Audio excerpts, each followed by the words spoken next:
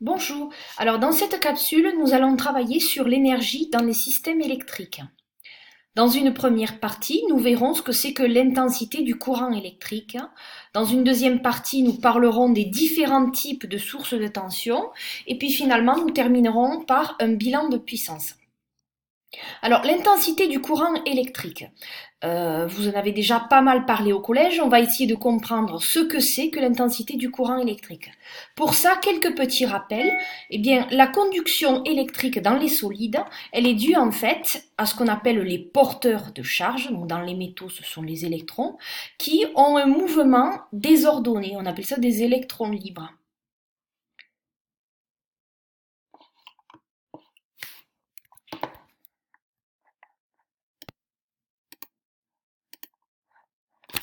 On appelle ça des électrons libres. Lorsqu'on réalise ce petit circuit électrique, en fait, ce qui va se passer lorsqu'on va appliquer une tension électrique aux bornes de cette lame de métal, eh bien en fait, les porteurs de charge, les électrons vont se déplacer de manière ordonnée. Okay. Regardons de plus près. Donc les électrons qui sont chargés négativement vont avoir tendance à aller vers la borne positive de la pile. Donc ici, le sens de déplacement des électrons est représenté en rouge et par définition, le courant électrique sera de sens opposé au sens des électrons. Dans les solutions aqueuses, cette conduction électrique est rendue possible grâce aux anions et aux cations qui sont les porteurs de charge dans ce cas-là. Donc revenons sur l'intensité du courant électrique et essayons de définir ce que c'est. En fait, l'intensité du courant électrique, ça va correspondre au débit de charge sur une portion de circuit. Alors, qu'est-ce que ça veut dire ça? Faisons une analogie en fait avec un robinet qu'on va ouvrir plus ou moins. On va parler du débit d'eau. Qu'est-ce que c'est? En fait, c'est le nombre de litres d'eau par exemple par seconde, c'est un débit. Eh bien, l'intensité du courant électrique, c'est la même chose, puisque en fait, qu'est-ce que c'est que l'intensité? C'est la charge électrique divisée par un intervalle de temps, une durée. Okay, c'est-à-dire qu'en fait, c'est le nombre de charges par seconde. Plus le nombre de charges par seconde dans une section, par exemple d'un fil électrique sera important, plus l'intensité du courant électrique sera alors importante. Dans une deuxième partie, nous allons parler des sources de tension. Avant de commencer, de parler des sources de tension, une petite définition. Alors on va parler souvent de caractéristiques. Qu'est-ce que c'est que la caractéristique d'un dipôle? Eh bien c'est lorsqu'on va tracer en fait la tension en fonction de l'intensité.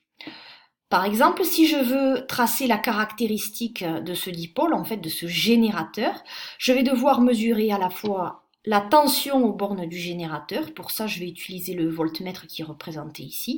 On rappelle que la borne V est branchée du côté positif de la source, du générateur ici, et un ampèremètre pour mesurer l'intensité dans ce circuit.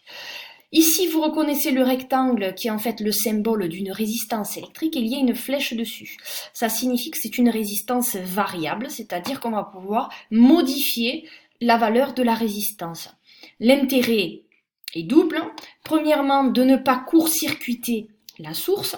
Et deuxièmement, en fait, en jouant sur la valeur de la résistance, je vais pouvoir faire changer l'intensité que va débiter la pile.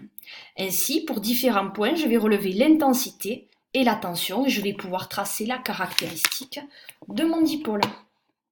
Alors maintenant qu'on sait ça, parlons de la pile à 4,5 volts que vous avez beaucoup utilisée pour vos montages au collège. Cette pile, on pourrait croire que c'est ce qu'on appelle une source idéale de tension.